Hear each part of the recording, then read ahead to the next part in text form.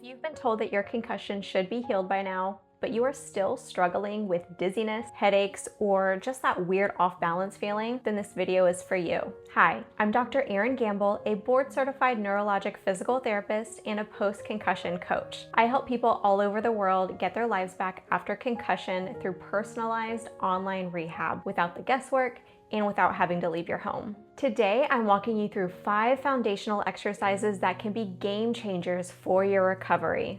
These exercises are meant to educate your system, not overwhelm it. The goal here is to challenge your brain just enough to promote habituation, but not so much that symptoms flare up for hours. That is where careful symptom monitoring comes in. A little bit of mild symptom provocation can be very productive, but if your symptoms spike sharply or linger, then that is your cue to back off. And also, here's the thing, no 2 concussions are the same. These are not cookie cutter exercises. They work best when tailored to your specific deficits and symptom triggers. And that's why a thorough concussion assessment is crucial before jumping in. If you're looking for that kind of individualized guidance, you can book a virtual evaluation or a free discovery call.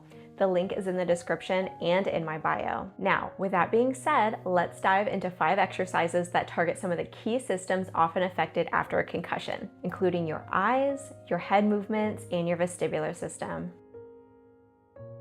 First up, let's talk about convergence, or how well your eyes can come together to focus on a target that's close up. This is key for reading, scrolling, or using screens without triggering headaches or eye strain. So I'm going to just take a pencil or pen and hold it at arm's length. And I'm choosing a pencil or pen that has words on it. That way you can make sure that the word, the letters of the word are staying crisp and clear with your vision. So you're holding it out at arm's distance, making sure that you can see that word clearly, and then you're going to bring it in until it becomes blurry or double, and then maybe back off of that point just a little bit. And then I'm going to repeat that. I'm going to start at arm's distance again, bring it back into that point, stopping before it becomes blurry or double. Focus here for a few seconds, and then come back out.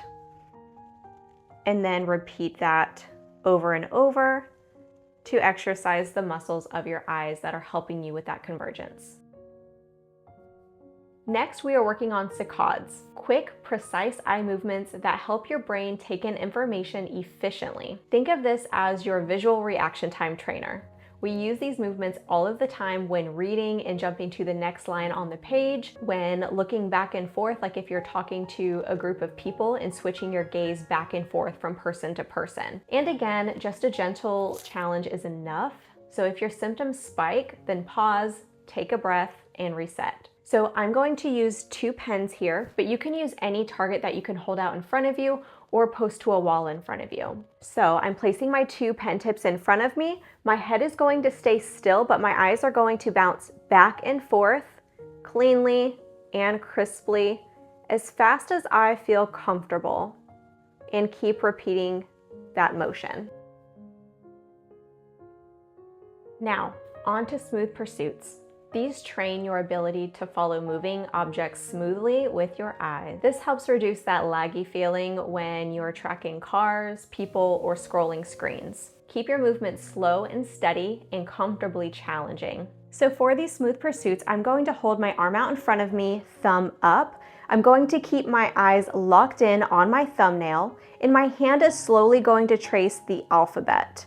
I'm going to keep my head still, but my eyes are going to follow the thumbnail. So I'm going to start drawing the letter A and just tracking with my eyes, the letter B. And I'm just going to continue up to my point of tolerance and then discontinue when I'm ready.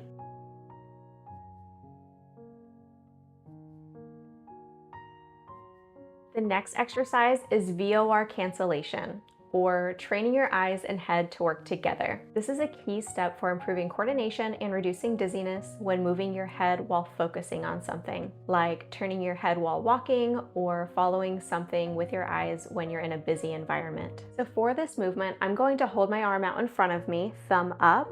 I'm going to keep my eyes focused on my thumbnail. And now moving my head and my hand as a unit, I'm going to start moving side to side, keeping my eyes locked in on that thumbnail. So while my eyes are locked in, I'm seeing the background actually move back and forth, which can be very triggering or sensitive for someone after a head injury. So just do this to your tolerance.